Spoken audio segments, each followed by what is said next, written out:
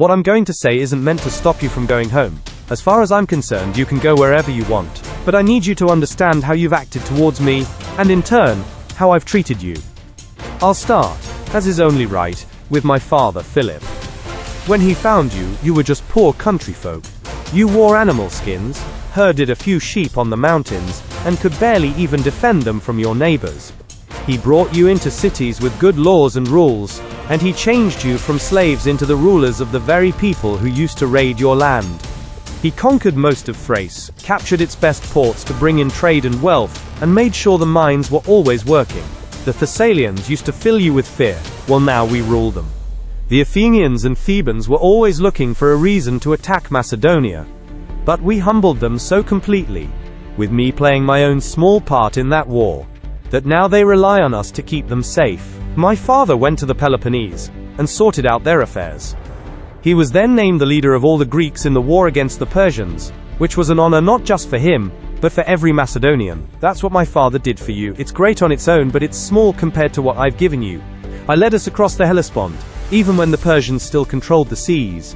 I beat the governors of the great King Darius and made you the rulers of Ionia, Aeolis, Phrygia and Lydia, and I captured Miletus.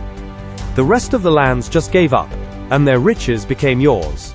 All the wealth of Egypt and Cyrene, which I took without a fight, is now yours. Syria, Palestine, Mesopotamia and Babylonia all belong to you.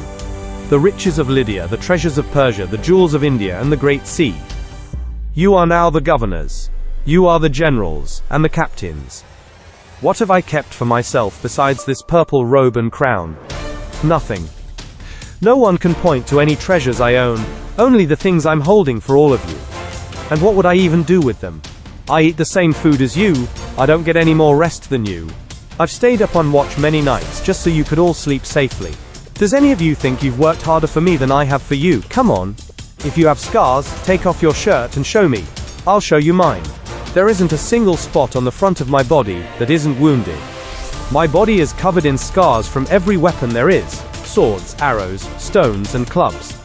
All of it was for your lives, your glory and your riches. And I'm still here, leading you as the conqueror of land and sea, rivers, mountains and plains. We've celebrated our weddings side by side. Many of your children will be related to my own. I paid off all your debts without asking where they came from. Even though you're paid well and take plenty from every city we capture. Many of you wear gold crowns, symbols of bravery and honor that I gave you myself.